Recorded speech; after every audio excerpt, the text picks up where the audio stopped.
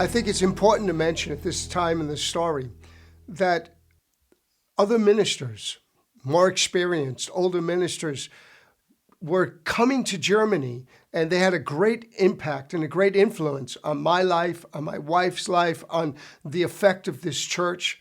I don't want to give the impression that we came to Germany and something exploded because we were there.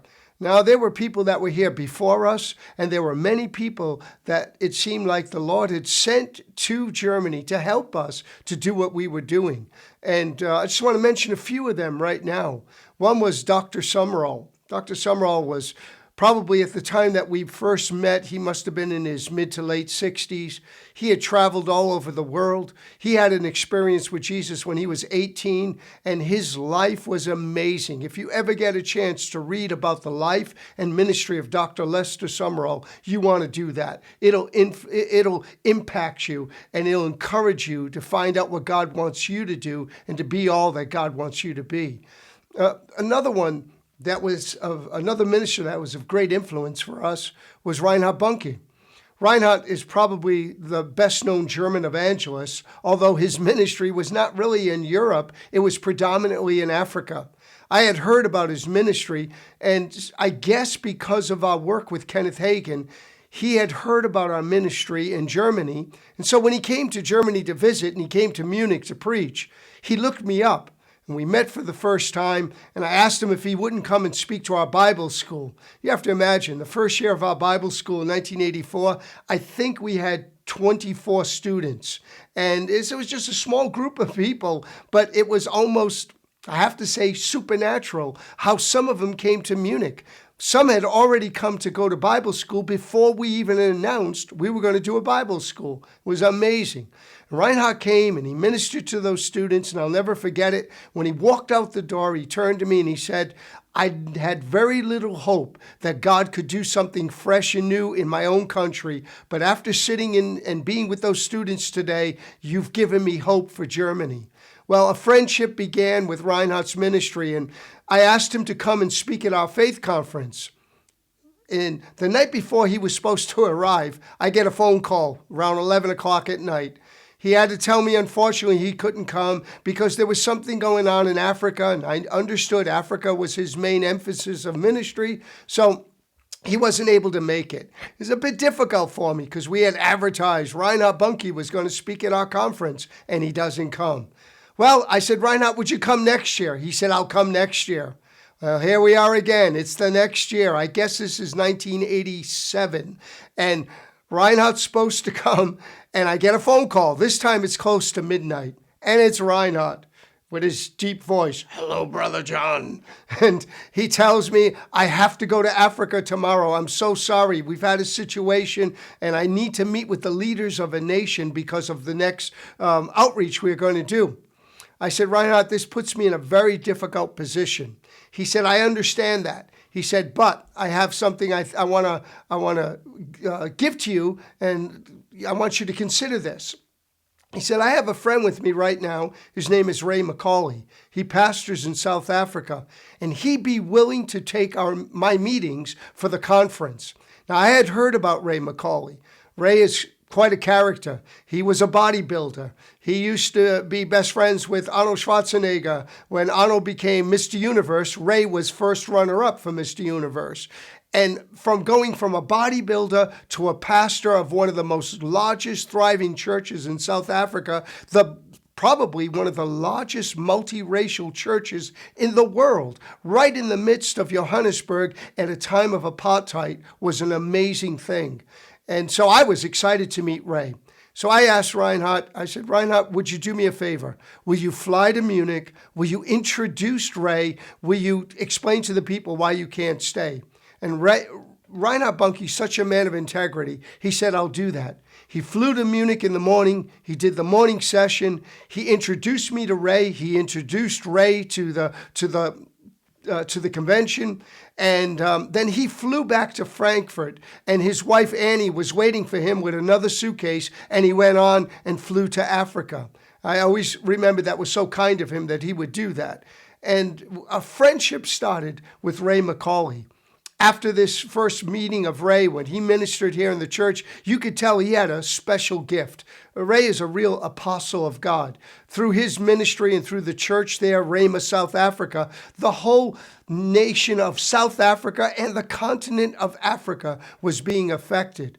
And Mayan and I were so impressed with his ministry, we asked if we could come and visit him. So we went to South Africa, and while we were there, we got to see firsthand what a local church could do to impact not just a country, but a whole continent. Africa was being affected by what God was doing through this one local church. During that time when we first went to South Africa, we met also another person that was very dear and very close to me, Peter and Ann Pretorius. Peter's story is an amazing story, and if you ever get a chance to read his story, you can read it. It's called Death-Defying Faith. Peter's no longer with us. He's now in heaven. But when I first met Peter over 30 years ago, he had been a tobacco farmer who God had touched his life and changed his life, and he put everything into ministry. And one time he was visiting Mozambique, and he was supposed to go to a refugee camp in the midst of this civil war that was going on in Mozambique. He was only supposed to stay a few hours. He ended up being captured there for 10 days. And in those 10 days, he buried up to 30 people a day who were dying because of starvation. It totally changed his life. And Peter and Ann got a vision to help feed hungry children in Africa. That vision went from just something in their hearts to what is today feeding more than 1.2 million children every single day. I'll tell you what, when you've had the chance to be with people like that, with ministries like that, that have affected tens of thousands of people and changed millions of lives, it has an effect on your perspective. You know, every life is so important. And talking about my own life, talking about my own ministry, I don't ever want to give the impression that it's what we've done. No, it's what God does through simple people, ordinary people who are willing to say, God, whatever you want to do it through me and let me be a blessing to others. Talking about the first trip going to South Africa, I have to mention a young man that we met back then. His name was Mosa Sona. Mayan and I, we had heard so much of the uproar in South Africa on the German news about apartheid and all that was going on. And for us, it was hard to understand that the white race of people in South Africa would dominate the black people in South Africa. It was a very difficult situation politically, but also for us morally. So when we first went to South Africa, we wanted to do something, even if it was something little. So we took up an offering, and we had a few thousand Deutschmark, which was a lot of money for us at that time. It was a young church, small church. And when I went to Johannesburg, I asked if there was somebody I could not meet in Soweto. Soweto was always one of these hot spots where a lot of riots were happening in South Africa. And everybody said, well, there's a young Bible school graduate. His name is Mosa Sona. And Mosa is going to be a great pastor. He had just started a church in Soweto. So Mayan and I, we asked, well, how do you go to Soweto? Amazingly, not one white person could tell us how to get to Soweto. They had never been there, even though it's a suburb of Johannesburg. So we got a map, we got in a car, and we just drove. So here we are, my wife and I, driving through Soweto. And there's a group of black men standing in a corner on a street corner, and my wife gets out of the car, and I'm thinking, uh-oh, we're in trouble now. And she walks over to them and smiles and says, gentlemen, we're looking for somebody and we're lost. Have you ever heard of Pastor Mosa Sona? And I think they were so stunned because white people in South Africa didn't do things like that back in the 80s. And they smiled at her and they said, we know where he lives and we'll take you there.